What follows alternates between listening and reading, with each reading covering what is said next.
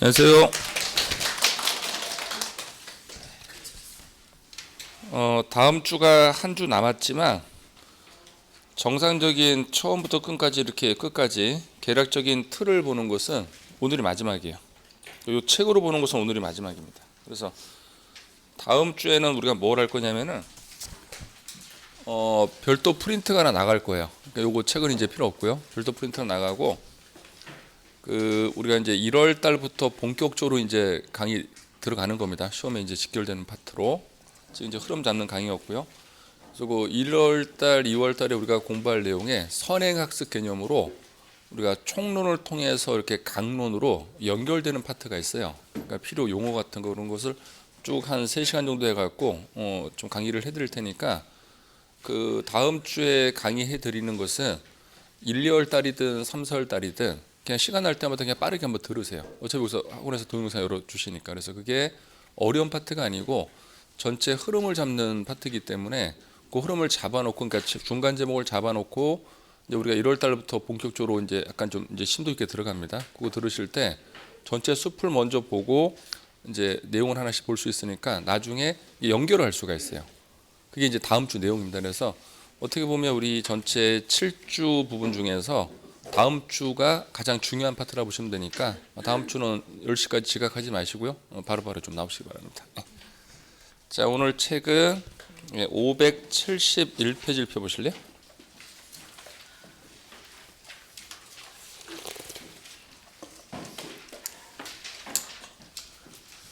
자, 그 다음에 이쪽을 잠깐 보세요.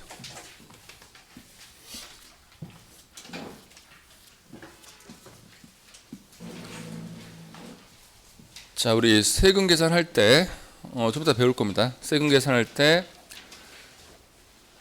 들어온 돈을요, 세법에서는 양도가액이라 표현을 해요. 양도를 해서 돈이 들어온 겁니다. 이것을 다른 말로 동의어가 총수익 금액이에요.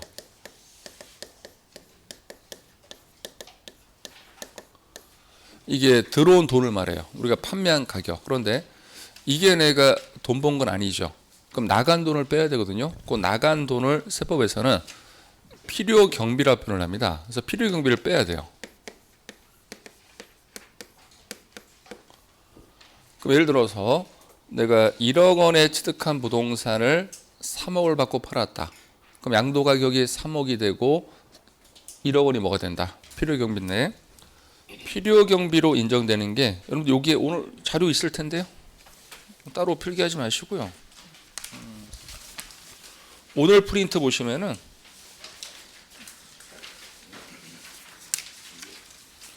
여기 있죠. 오늘 받으신 프린트 1페이지 꼭 표를 보시고 필요한 것만 좀 적용하시면 돼요. 그래서 경비로 인정되는 게 취득가액이 있어요. 그리고 이런 게 있거든요. 자본적 지출액이라는 게 있습니다. 자, 이거는 뭐냐면, 자, 예를 들어 볼게요. 엘리베이터가 있는데, 건물이 하나 있는데 현재 엘리베이터가 설치가 안 돼 있는 건물이 있어요. 그럼 건물 가격이 높아요, 낮아요? 낮죠. 그런데 엘리베이터를 설치하고 그 건물을 팔면 어떻게 돼요? 가격이 올라가죠. 예를 들어서 엘리베이터 설치 전에는 가격이 10억 원인데 엘리베이터를 설치하니까 15억을 받을 수 있다. 그러면 양도 가격이 올라가죠. 그 들어간 돈을 우리는 자본적 지출에, 그래서 엘리베이터 설치 비용 같은 것은 건물 가치를 실질적으로 증가시키죠. 그러면은 이 가격 증가에 영향을 미치기 때문에 들어간 돈을 경비로 인정해 주겠다는 겁니다. 그 다음에 양도비가 있어요. 양도비로 들어가는 게 대표적으로 뭐가 있냐면은 여러분들 그 매매를 할 때 공인중개사분들한테 중개 보수 지급하죠. 그 중개 보수 같은 것이 요 양도비로 다 인정됩니다. 그래서 요 세 개를 합쳐서 세법에서는 필요 경비라 표현을 하는데, 그러면 이제 판 가격에서 나간 경비를 뺍니다. 그러면 양도를 해서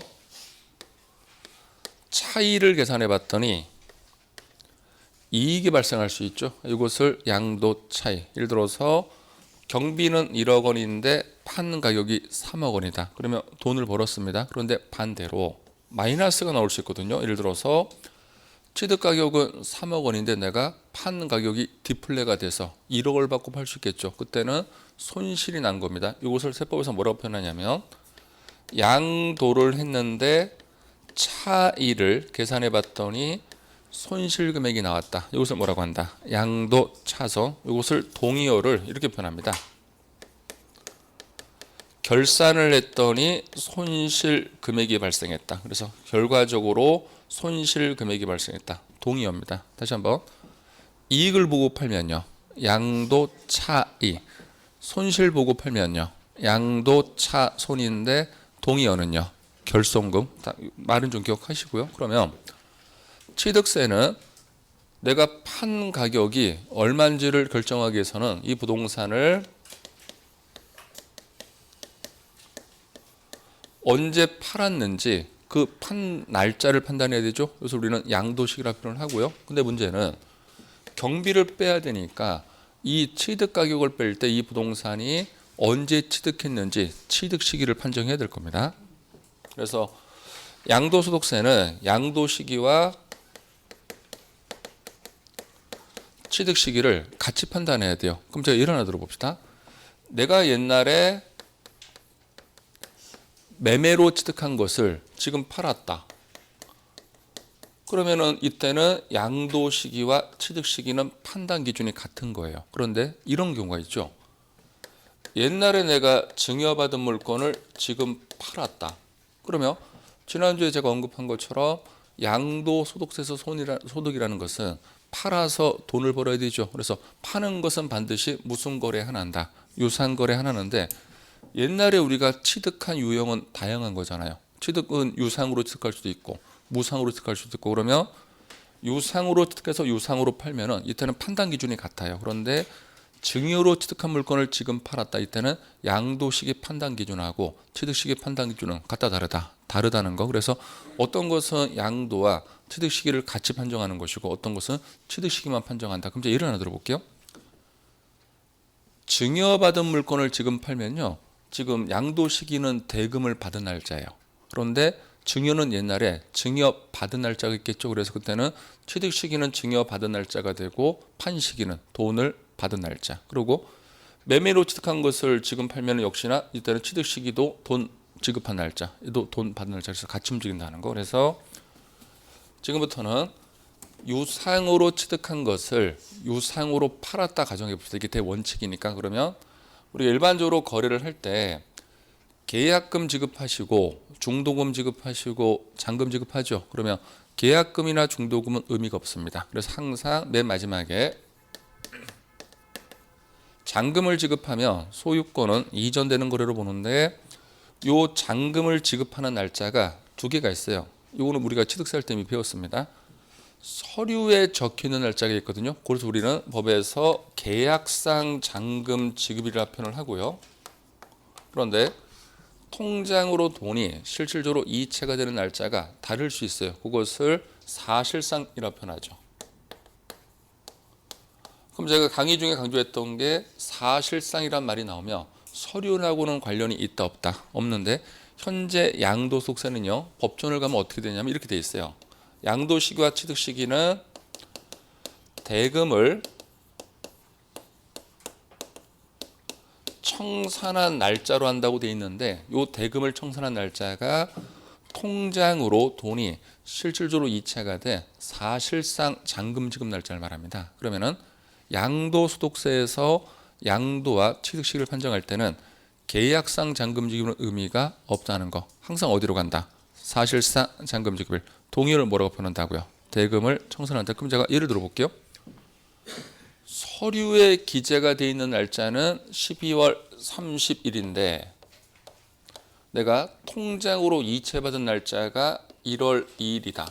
그러면 이거 12월 31일에 양도된 걸로 본다. 해가 바뀌어서 1월 2일에 양도된 걸로 본다. 1월 2일에 양도된 걸 봐요. 그래서 서류 날짜는 양도소득세 필요가 없다는 거.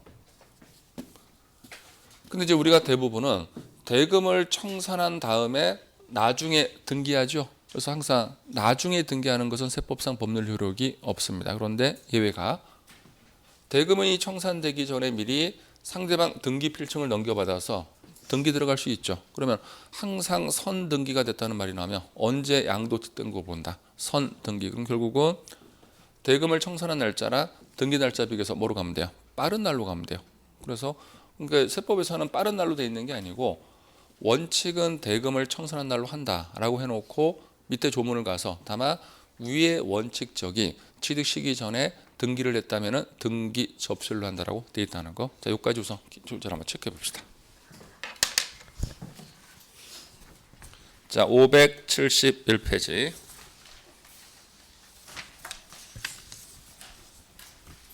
자, 맨 상단에 가시면요. 양가로 1번 유상양도 또는 취득식인데 동그라미 1번 원칙은 언제로 간대요? 대금을 청산한 날. 그거만 보시면 돼요. 밑에 지문 아직 읽지 마시고요. 대금을 청산한 날. 그 대금을 청산한 날 옆에다가 제목 옆에다가 요거만 적으시면 돼요. 동의어 표시하시고 뭐라고 적으세요? 사실상 잔금 지급일.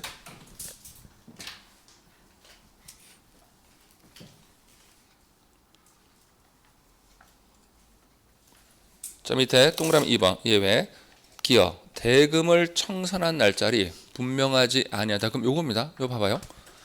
양도 시기는요 최근에 돈 받은 것이죠. 그럼 대금 청산 날짜 확인돼요 반드시. 그런데 내가 20년 전에 취득한 부동산을 지금 팔 수 있잖아요.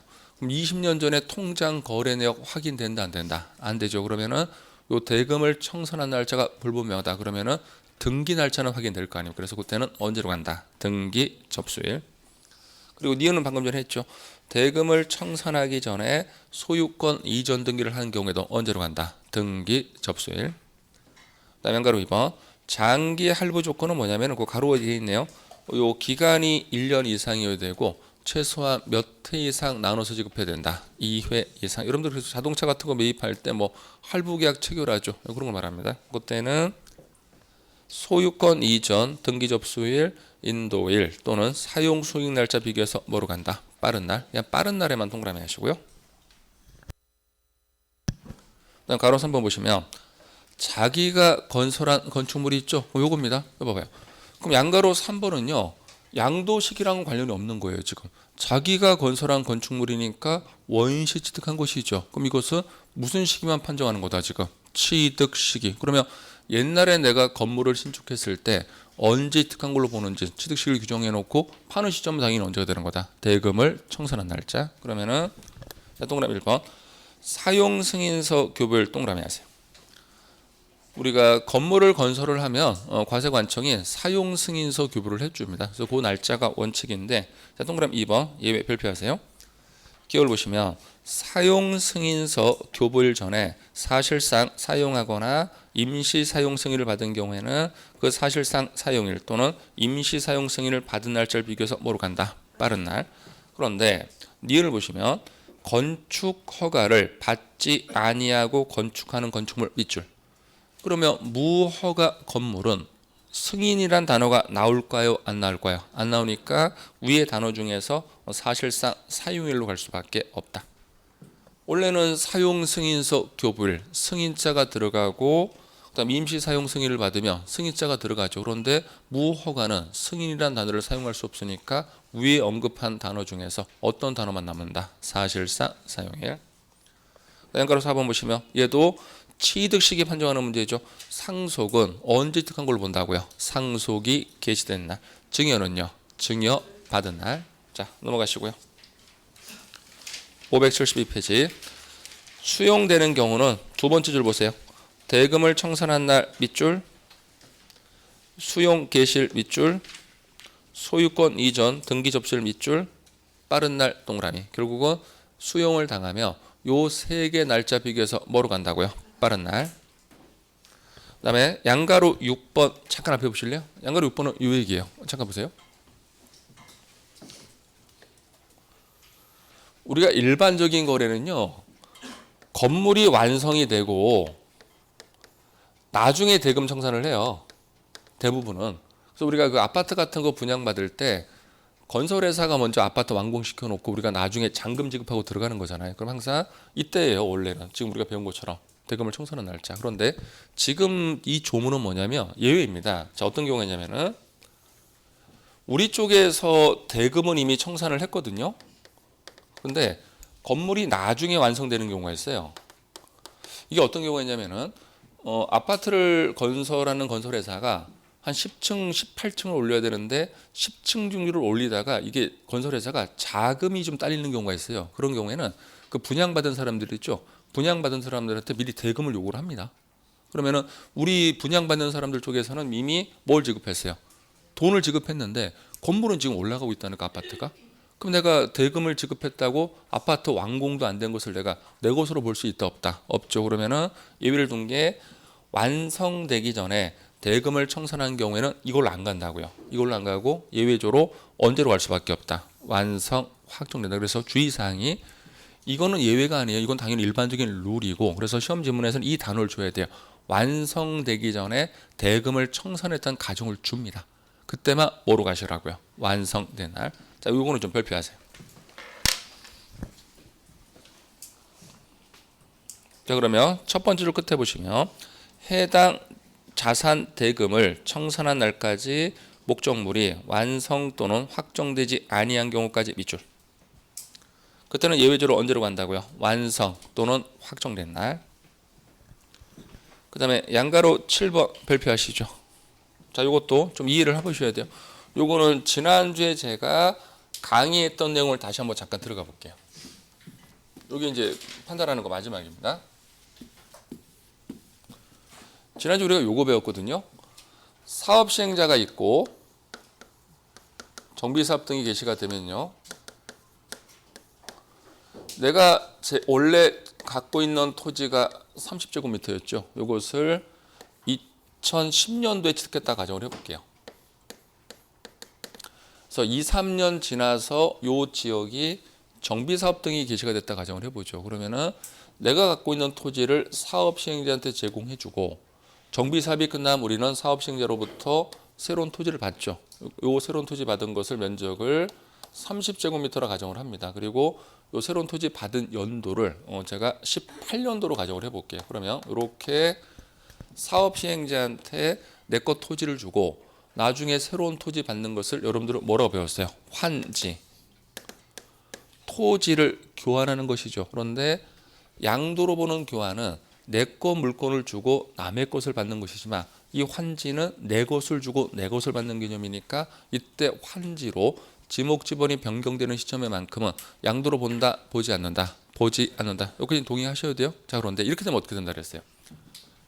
요 시점에 양도가 아닌 것이고 내가 지금 18년도에 이미 사업 다 끝난 다음에 토지 받았죠. 그 30제곱미터를 내가 이걸 양도를 한 겁니다. 지금 예를 들어서 20년도에. 그럼 이것은 양도다, 양도가 아니다. 이것은 양도입니다. 이건 사업과 관련이 없는 것이니까 내가 새로 받은 걸 파는 거예요. 예를 들어서 구주택 제공해주고 나중에 아파트 받은 걸 파는 거잖아요. 그런 개념인데 그럼 이때는 양도인데 이때 양도 당시 양도가액이 있겠죠. 그럼 양도 당시 양도가액에서 우리는 양도 차익을 계산하기 위해서는 뭐를 빼야 돼요? 취득가액을 빼야 되는데 이거 어디 취득가액을 빼야 돼요? 18년도예요? 10년도예요?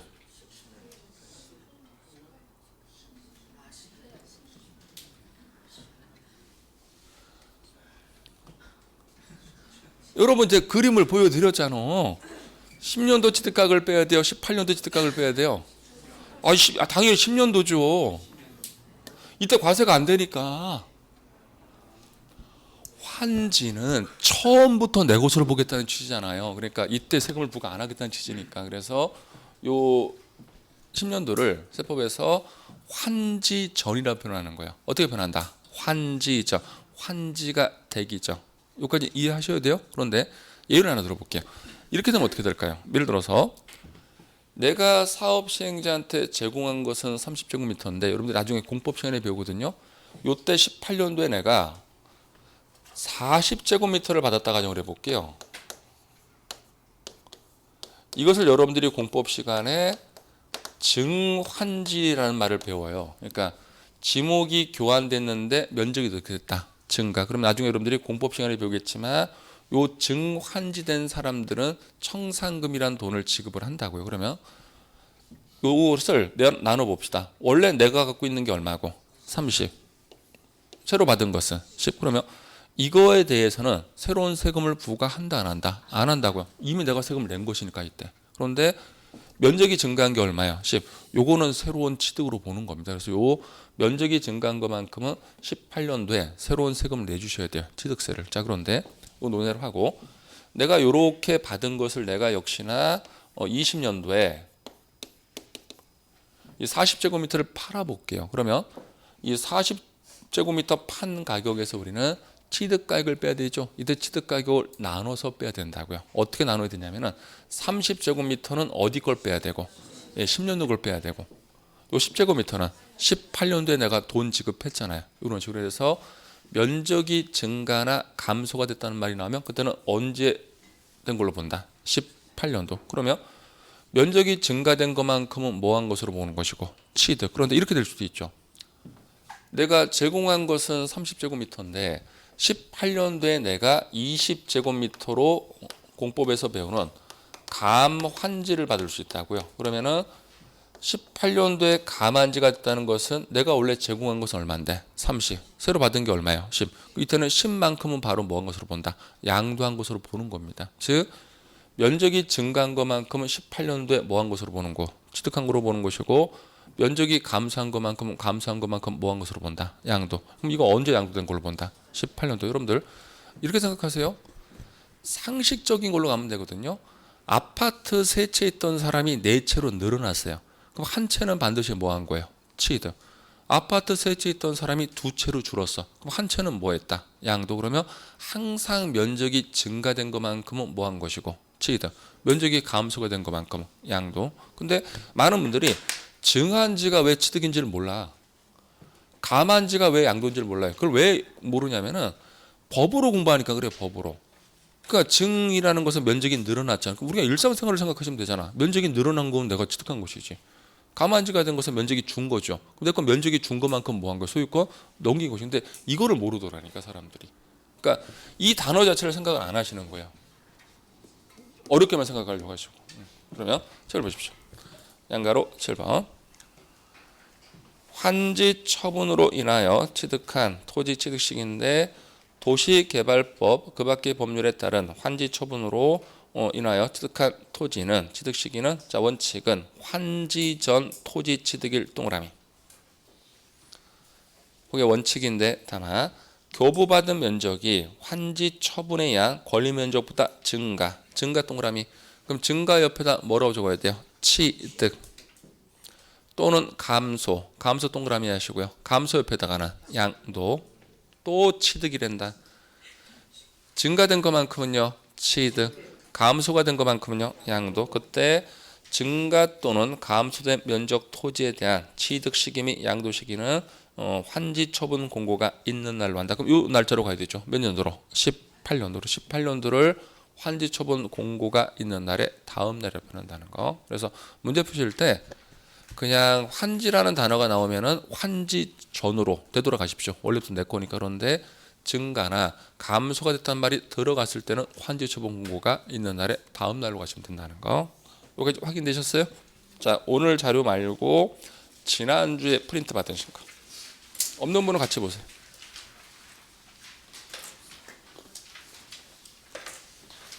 자, 지난주 프린트 2페이지 가시면 19번, 20번, 21번 풀어보세요.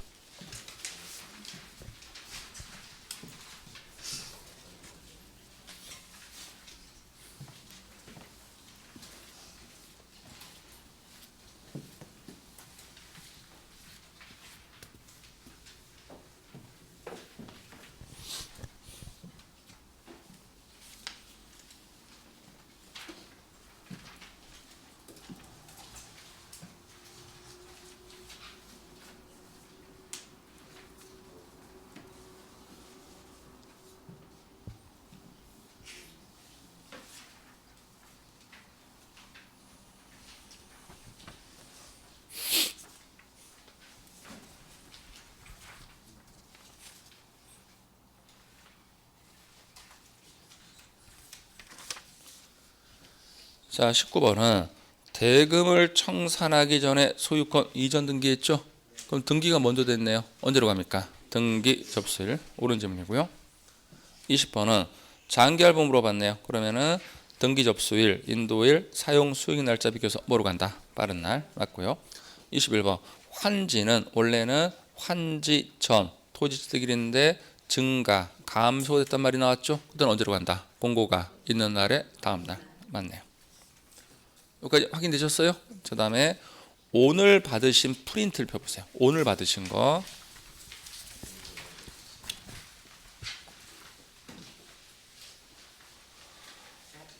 오늘 받으신 프린트 피셨어요? 자, 1페이지. 여러분 1페이지 가시면은 두 번째 그림 하나 나와 있죠? 양도가액과 취득가액 산정 원리. 그 표 보이세요? 이 표만 여러분들 보시면 돼요. 이 표를 제가 앞에다가 저 판사하는 것이니까 여러분들은 일일이 적을 필요 없습니다. 앞에 판사한 내용을 쭉 보시면서 필요한 거 한번 쭉 이렇게 정리하시면 돼요. 다 필각으로 필요 없어요. 자, 지금부터 가봅시다. 이제 오늘 강의의 하이라이트. 가장 어려운 거. 그래서 지금부터 한 20분 정도 제가 잘해드릴게. 썰렁해라. 자, 갑니다. 세금계산 해볼게요. 지금부터 하는 게 두 문제 정도 가치가 있어요. 세금계산 하실 때 내가 판 양도가액을 먼저 결정합니다. 그리고 필요 경비 중에서 취득 가격을 결정을 해요. 취득 가격을 결정한 다음에 요 자본적 지출에 양도비를 합쳐서 기타 필요 경비라고 표현을 하는데, 자, 여러분들 그 표를 왔다 갔다 하시면 돼요. 양도 가격은요, 항상 원칙은 내가 팔았을 때 작성한 계약서 있죠. 그 계약서에서 적힌 금액으로 갑니다. 그 계약서에서 적힌 금액을 우리는 법에서 실제로 거래된 가액이라고 해서 실질 거래 가액이라고 약속을 합니다. 이걸 줄여서 제가 실가라고 쓸게요. 실가. 그럼 앞으로 제가 실가란 말을 쓰면은 계약서에 적혀 있는 금액을 말한다 그래서 요게 속이지 않은 금액으로 판단된다면 서류에 있는 계약서로 양도 가격을 정하는 겁니다. 그런데 문제는 요 계약서가 확인이 안 되거나 또는 계약서는 있는데 과세관청이 판단했을 때 이 계약서상 금액을 속인 거래로 판단할 수 있죠. 그때는 이걸 사용하면 세금이 탈루가 되니까 그때는 실질 거래 가격이 불분명하다는 말을 시험에서 줍니다. 그때는 요 양도 가격을 추론해서 계산합니다. 추론해서 계산한다는 것을 추계한다고 표현을 해요. 뭐를 줄임말이다. 추론해서 금액을 계산해 보겠다. 그런데 이 추계 순서가 있어요. 순서대로 가셔야 돼요. 맨 처음에 매매 사례 가격을 적용해요.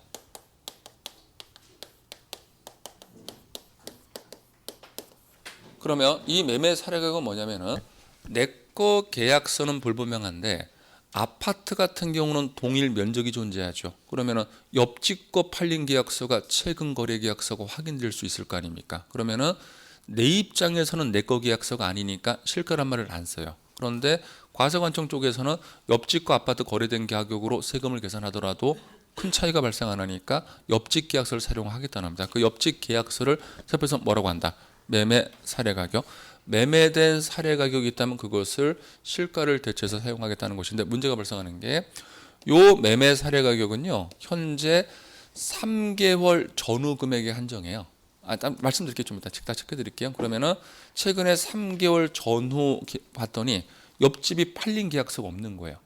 매매 사례 가격을 사용 못하니까 그때는 감정평가법인이 부동산을 감정해 놓은 가액이 있습니다. 그래서 그때는 감정 가액으로 양도가액을 정했는데 문제는 우리가 모든 부동산을 감정 평가해 놓는 건 아니죠. 그래서 요 감정 가액도 확인이 안 되면은 전에 이미 제가 말씀드렸는데 과세관청이 부동산 평가해 놓은 금액을 공시가격이라는 말을 썼죠. 근데 그 공시가격을 지방세에서는 시가 표준액이라는 용어를 썼고 지금 배우는 국세의 양도소득세는 기준시가라는 말을 쓴다는 거라서 시장에서 거래되는 가격에 기준 금액을 정해놨죠. 한 80% 선에서 낮은 금액으로. 그래서 그걸로 갑니다. 얘는 반드시 확인되니까. 그러면 우리가 양도 가격을 계산할 때는 항상 원칙은 뭐로 가고요? 실가. 근데 시험 지문에서 실가가 확인이 안 된다. 그때는 추론 계산 순서대로 답을 하셔야 돼요. 앞글자만 따면 양도 가격은 순서가 어떻게 된다? 매, 감, 이 순서 물어봅니다. 그러면 만약에 이 세 개 금액이 다 확인된다. 우리 뭐부터 사용한다? 매매 사례 가격. 요게 없을 때만 감정으로 가시라는 거. 자, 그다음에 양도 가격을 이렇게 정한 다음에 우리는 그 다음에 필요 경비 중에서 취득 가격을 정하는데, 취득 가격도 내거 계약서로 가는 게 원칙이에요. 실질 거래 가격이 원칙이고, 요 실질 거래 가격이 확인이 안 되면 역시나 취득 가격을 추론해서 계산합니다. 그런데 똑같아요. 취득 당시 옆집거 팔린 계약서 있으면 옆집거 팔린 계약서로 가고, 옆집거 팔린 계약서가 없으면 취득 당시 감정 평가해 놓은 금액이 있으면 감정가액으로 가고, 요 감정가액도 확인이 안 되면 이게 중요합니다. 환산가액이라는 걸 쓸 수 있거든요. 그다음 환산도 못하면 우리가 맨 마지막에 기준시가로 가요. 그러면은 양도와 취득 축의 순서 차이점은 이 환산가액이라는 단어는 어디에서만 사용하는 법률 용어라고요? 취득가액. 그러면은 시험을 이렇게 낸다고요. 취득 가격은 축의 순서가 매가 환기로 가죠. 근데 시험을 저는 어떻게 냈냐면은 이렇게 냈어요. 환산가액은 양도가액을 추계할 때만 사용하는 법률 용어고, 취득가액에는 사용하지 않는다. 말 된다 안 된다? 안 된다. 다시 한번, 환산가액은 어디에만 사용한다고요? 취득가액인데, 제가 환산을 지금부터 어떻게 하는지를 숫자를 보여드릴 테니까 여러분들은 지금 우리가 계산하자는 거 아니에요. 계산 문제를 내긴 내요. 최근에 한 3번 냈는데 이거 난이도 최상이고, 지금은 그냥 눈으로만 보시기 바랍니다. 계산 못해도 되니까. 이렇게 계산을 합니다. 예를 들어 볼게요.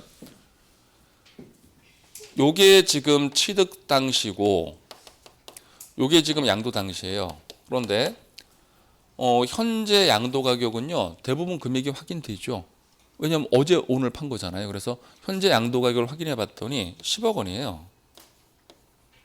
그럼 우리는 취득 가격을 빼야 될 거 아닙니까? 뺄 때 취득 가격이 실가도 확인이 안 되고, 옆집 거 팔린 계약서도 없고, 감정 가격도 없어. 그럼 우리 뭐 할 수 있다? 환산. 꼭 환산 가액을 X로 놔볼게요. 우리 지금 X를 구해야 되거든요. 취득 가격을. 근데 어떻게 구하냐면은, 양도와 취득 당시 얘는 반드시 확인된다고요. 기준시가는. 얘는 왜 확인된다? 정부기관에서 사이트에서 평가를 해놨으니까. 그래서 요 과세관청이 평가해놓은 기준시가를 확인해, 사이트 들어가서 확인해봤더니, 제가 웬만하면 파란색 사용 안 하거든요. 제가 진짜 하얀색 아니면 노란색만 쓰는데, 오늘은 기분이 좋아갖고 내 진짜 몇 개월 만에 파란색 그린 거. 양도 당시와 취득 당시 기준시가를 확인해 봤더니요, 이 기준시가는 실제로 거래되는 금액의 계략적으로 한 80% 선에서 낮게 평가를 해놓는데, 그 기준시가를 확인해 봤더니 현재 기준시가가 8억 원이고요. 취득 당시 기준시가를 확인해 봤더니 8천만 원으로 확인된 거예요. 그럼 우리가 X를 지금 추정할 수 있잖아요. 기준시가가 과거 8천에서 8억 원으로 몇 배 뛰었어요? 10배. 그러면 실질 거래되는 가격도 계략적으로 몇 배 뛰었을 거다? 10배. 그럼 X 추정할 수 있죠. 얼마로? 1억 원. 이게 왜 1억이 나오는지 제가 어떻게 지금부터 해드릴 수가 없다는 거. 맞죠? 네, 이것을 환산가액으로 표현하겠다는 겁니다. 그럼 이것을 법전을 만들 때 이렇게 표현할 수는 없죠. 그래서 이걸 공식으로 만들어 놓은 게 이렇게 만들어 놓은 거예요. 환산가액 공식을.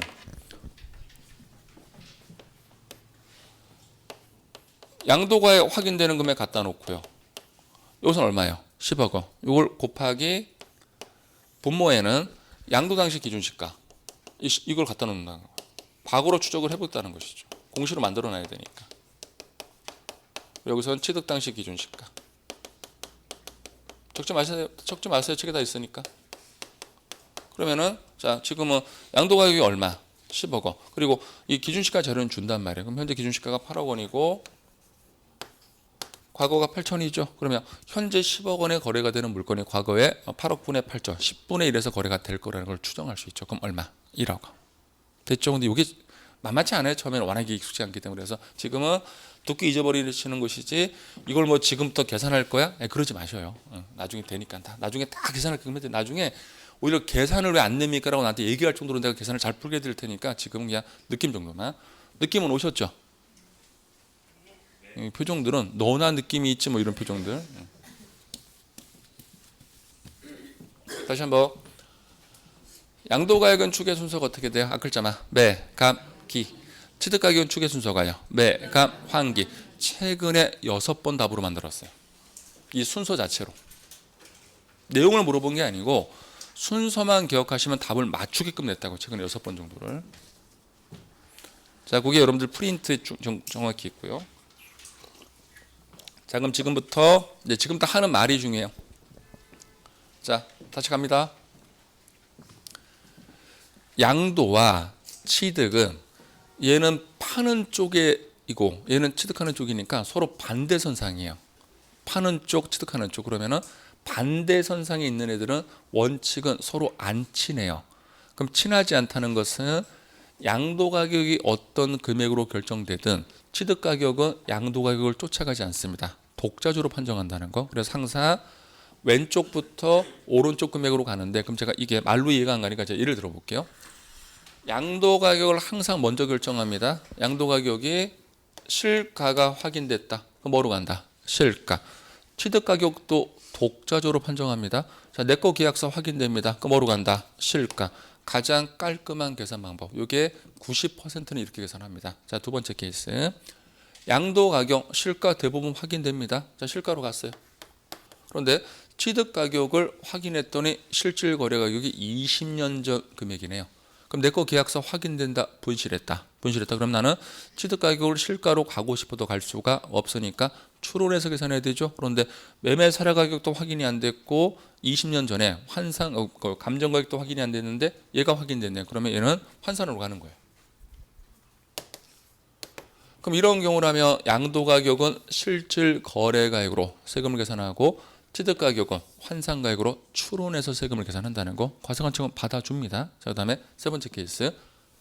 양도 가격을 정해야 되는데 실질 거래 가격이 확인됐는데 공무원들이 판단했더니 속인 거래 계약서로 확인된 거예요. 그러면은 이거 사용하면 된다, 안 되죠. 그런데 최근에 3개월 전에 옆집 거 팔린 계약서 확인됐네. 그럼 뭐로 간다? 매매 사례 가격.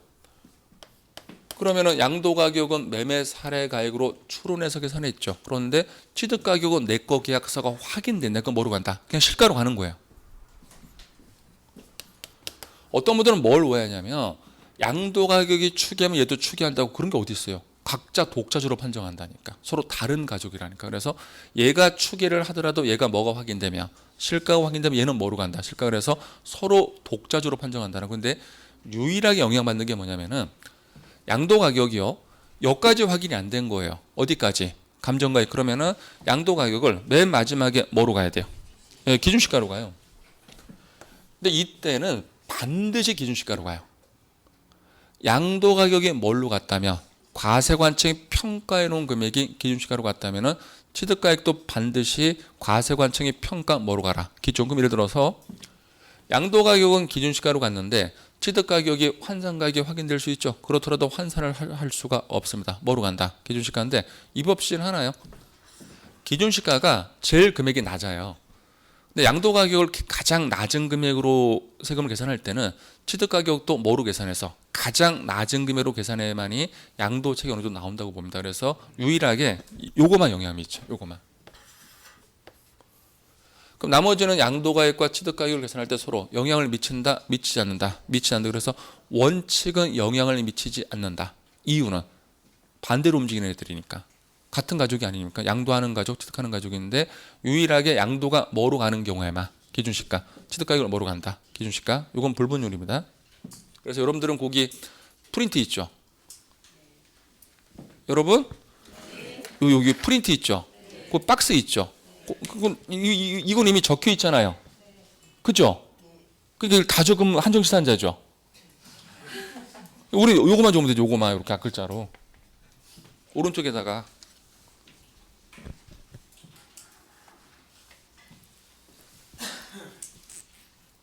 이거 한 문제짜리예요. 지금까지 설명드린 내용으로만.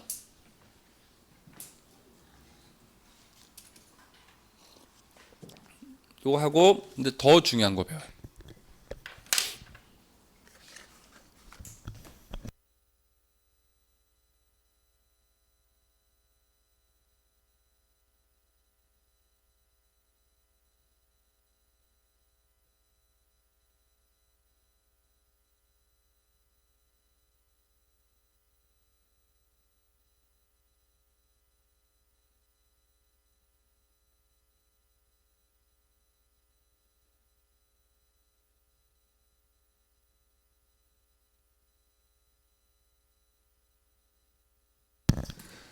제가 오늘 미쳤습니다. 이것도 꺼냈습니다. 이거는 10년 만입니다. 지금 10년 만. 자, 이쪽으로 보세요.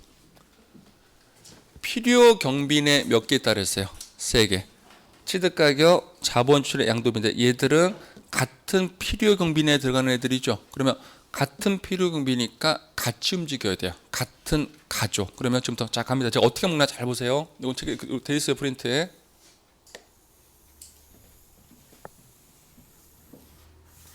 오늘 강의 중에 가장 어려워요, 양도세 쪽에서 이 부분이. 이거보다 어려운 건 없어요, 양도세 쪽에서. 흐름을 잡아야 되니까.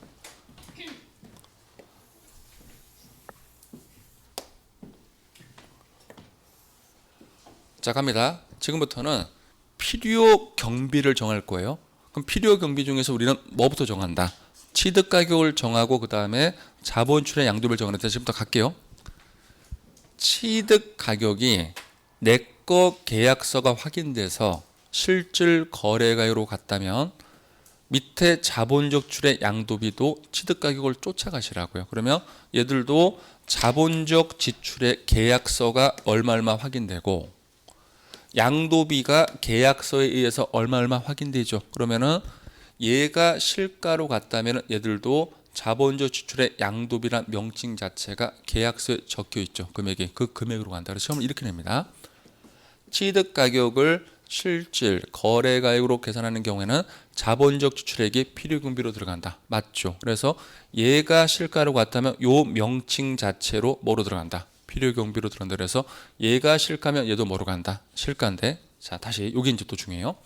근데 취득 가격이 실가가 확인이 안 돼서 지금처럼 매감 환기로 추론해서 세금을 계산할 수 있죠. 그러면은 같은 가족인데 취득 가격이 추론해서 계산했다는 것은 밑에 가족도 누구를 쫓아가라? 취득 가격을 쫓아가니까 얘들도 세금을 추론해서 계산해 달라고 해요. 과세관청은. 이건 룰입니다. 그러면 이렇게 자본 지출의 양도비를 추론해서 계산하는 것을 법에서 뭐라고 표현하냐면 이렇게 표현해요. 필요 경비를 여기서 말한 필요 경비를 요 두 개만 말합니다. 요 두 개를 계략적으로 산정해서 공제를 해달라고 현재 법에서 요 필요 경비 계산 공제율을 정해놓은 겁니다. 그래서 현재 이게 부동산으로 가정한다면 필요 경비 계산 공제율이 취득 당시 기준 시가의 무조건 3%만 경비를 인정받아요. 다시 한번 취득 당시 기준 시가의 몇 퍼센트라고요? 3%. 그럼 제가 이게 오른쪽 케이스를 가볼게요. 자, 다시 한번 이쪽으로 보세요. 자, 갑니다. 첫 번째 케이스 취득 가격 뭐로 갔어요? 실가. 그럼 밑에 자본적 지출의 양도비도 뭐로 간다? 실가. 그럼 얘들은 자본적 지출액이나 양도비나 명칭 자체가 경비로 들어가야 돼요. 이 계약서로 확인되니까. 자, 그다음에 두 번째 취득 가격이 실가로 갔어요? 환산가액으로 추계 결정했어요? 환산가액으로 추론했죠. 그러면 자본적 지출의 양도비 계약서에 있는 금액으로 우리는 경비로 들어갈 수가 없어요. 얘들도 뭐로 들어간다? 추계인데 추계에서 빼는 것을 뭐라고 한다? 필요경비 계산공제. 이것을 제가 줄여서 지금부터 그냥 필계라고 적어 놓을게요. 싫어요? 그냥 계산이라고 적을까? 필계. 필계. 그래서 이렇게 필요경비 계산공제로 들어가야 되고. 자, 그 다음에 이거 봐봐요. 여기서는 취득가격이 뭐로 들어갔어요? 실가. 그러면은 밑에 애들도 자본적 출의 양도비 계약서 확인되는 실가로 들어가야 되고, 얘는 지금 취득가격이 뭐로 갔어요? 기준 시가. 실가예요? 추계예요? 추계죠. 여러분, 얘만 실가. 나머지 용어는 모두 뭐? 추계. 지금 고민하지 마시라니까. 그러면 밑에 것도 뭐로 간다? 추계. 그 추계에서 빼는 것을 뭐라고 한다고요? 필요경비 계산공제. 요까지 적으세요. 어려운 거 다 끝났어요. 제가 바로 숫자를 하나 보여드릴게요.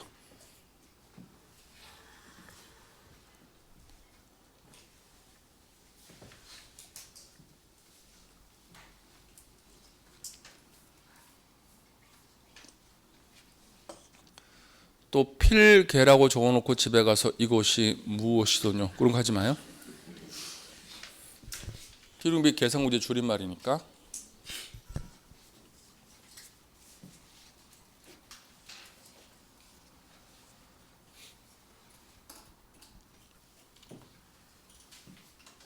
우선 적어놓고 다시 한번 제가 정리해 드릴게요.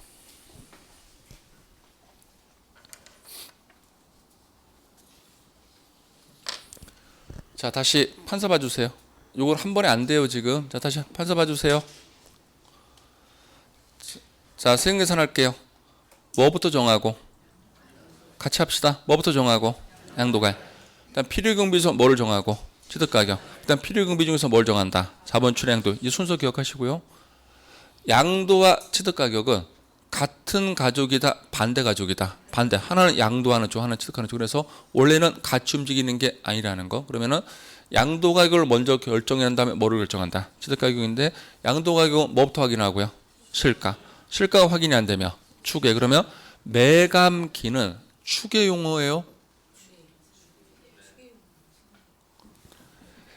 얘만 내 거 계약서고 매감기란 말이 시험에 나오면 내 거 계약서를 말한다. 내 거 계약서가 아니다. 내 거 계약서가 아니다. 내 거 계약서가 아닌 것을 시험에서 뭐라고 표현한다? 추계. 여기까지 정리됐죠? 그 다음 우리는 뭐를 결정한다? 취득가격. 취득가격도 원칙은 뭐? 실가. 확인이 안 되면 추계. 추계 순서가요. 매가 환기. 그런데 양도와 취득은 같은 가족이 아니고 반대 선상이니까 원칙은 영향 미치지 않는다. 근데 유일하게 영향 미치는 게 뭐라고요? 양도 가격이 뭐로 가는 경우라며 기준시가. 취득 가격은 반드시 뭐로 간다? 기준시가. 그러면 이 케이스를 보세요. 양도 가격을 먼저 정합시다. 뭐가 확인된다며? 실가. 실가로 가고 취득 가격도 뭐가 확인되며? 실가. 실가. 양도 가격 내 거 계약서 확인되면요. 실가. 근데 취득 가격은 내 거 실가가 확인이 안 된대. 그 말을 줘요. 시험에서. 그러면은 우린 취득 가격을 실가로 갈 수가 없으니까 뭐로 간다? 추계.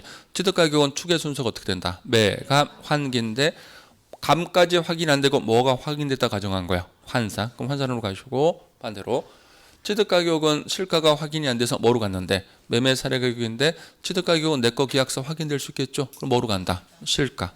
근데 맨 마지막에 양도 가격이 뭐로 갔다며? 기준시가로 갔다면 취득 가격은 반드시 뭐로 간다? 기준시가. 여기까지 정리가 되셔야 돼요. 자, 그다음 다시 이쪽으로 보세요. 근데 필요 경비는 같은 가족이죠. 같은 가족은 반드시 같이 움직인다, 따로 움직인다. 따로 움직이는 가족은 못 살잖아 대부분. 같이 움직여 잘 살지. 그러면은 취득 가격 내에서 가장 중요한 경비가 필요 경비에서 취득 가격이니까 취득 가격이 뭐로 갔다며? 실가. 일단은 자본출의 양도비도 뭐로 가고? 실가. 근데 취득 가격이 추계로 갔다면 밑에 것도 뭐로 간다? 추계. 그러면은 실가가 나오면 얘들도 이 용어를 쓰시고 얘가 매가만기란 말을 쓰면 얘는 뭐로 간다? 필요경비 계산공제. 필요경비 계산공제율은요. 취득 당시 기준시가의 3%를 무조건 뺀다는 거. 그러면 이쪽으로 보세요. 취득 가격 뭐로 갔어요? 실가. 얘들도 자본출의 양도비. 취득 가격 뭐로 갔어요? 환산. 추계했죠. 얘도 뭐 한다? 필요경비 계산공제 추계로 가고 얘 취득 가격 뭐로 갔어요? 실가. 그럼 얘도 뭐로 간다? 실가. 얘 뭐로 갔어요? 기준시가. 기준시가는 실가예요? 추계예요? 추계니까 얘도 뭐로 간다? 추계. 추계에서 빼는 것을 뭐로 간다? 필요경비 계산공제. 축하드립니다. 가장 어려운 거랑 끝났습니다.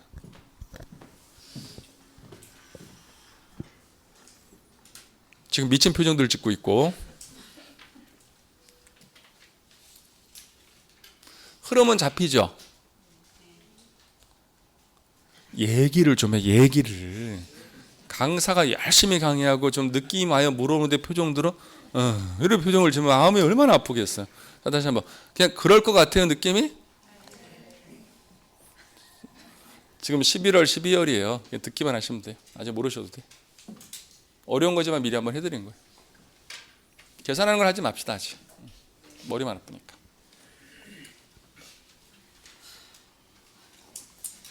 어떻게 한 번 더 해드릴까요? 시간 좀 남는데. 자, 다시 가봐요. 우선 마인드를 잡을게요. 양도와 취득은 같은 가족, 다른 가족. 이 마인드부터 잡으세요. 그럼 다른 가족이면 같이 움직이지 않아도 된다. 이게 원칙. 됐죠? 그런데 필요 경비 내는 가족이 몇 사람이 있다? 3사람. 근데 이 3사람 어떻게 움직이게 된다? 같이. 왜? 같은 가족이네. 그럼 정리되잖아요. 자, 가볼까요? 양도 가격은 시험에서 어떤 단어가 나오면 실가. 실가부터 쓰시고 이게 확인이 안 된다는 말을 줘요 시험에서는. 그럼 우리는 뭐로 간다? 추계. 추계도 싸우지 말라고 순서를 정해놨다고요. 그럼 양도 가격은 축의 순서가 어떻게 된다? 매, 감, 기. 그 다음에 우리는 뭐를 정한다고요? 취득 가격. 그럼 취득 가격 원칙은 어디 영향받지 않고 양도가에 영향받지 않고 독자적으로 판정하는데 원칙은 뭐로 가고요? 실가. 그게 확인이 안 된다는 말이 나오면 축의 순서가 어떻게 된다? 매, 감, 환, 기인데 유일하게 양도 가격이 취득 가격에 영향을 미치는 건 하나밖에 없다고요. 하나. 그것만 기억하시면 돼. 그러면 양도 가격이 뭐로 가는 경우라면 기준시가. 취득 가격은 반드시 뭐로 간다. 기준시가. 그다음에 결정을 해놓고 그럼 이제 취득 가격까지 결정이 된 거예요. 그럼 취득 가격이 결정이 되면 얘는 저절로 끝나잖아. 왜? 같은 가족이니까 가축입니다. 그래서 얘가 실가로 갔다면 자본적 출의 양도비도 뭐로 가고 실가. 근데 얘가 추계로 갔다면 밑에 것도 뭐로 간다. 추계에서 하는 법률 용어를 법에서 어떻게 표현한다. 필요경비, 계상공제. 여기서 말한 필요경비는 요 두 개를 말하는 거예요. 그러면 필요경비를 어떻게 계략적으로 산정해서 공제해 주겠다는데 그 공제율을 어떻게 정해놨다. 취득단식, 기준시가 3%. 그럼 이쪽으로 와보세요. 취득가격이 뭐로 갔어요? 실가. 얘들도 실가. 취득가격이 뭐로 갔어요? 환산. 얘들도 추계에서 빼는 걸 뭐라고 한다? 필요금비, 계산공제. 취득가격은 뭐로 갔어요? 실가. 얘들도 실가. 취득가격은 뭐로 갔어요? 추계. 얘들도 뭐로 간다? 추계. 끝. 이게 왜 어려워? 뭐 한 번 더 할까요? 나 더 할 용이 있어요. 원하면 해드릴게. 하고 싶은데 쉬었다가 지우지 마십시오. 쉬었다가 제가 2교시 한 번 더 해드릴게요. 가장 어려운 거예요. 오늘 강의 중에. 됐죠? 자,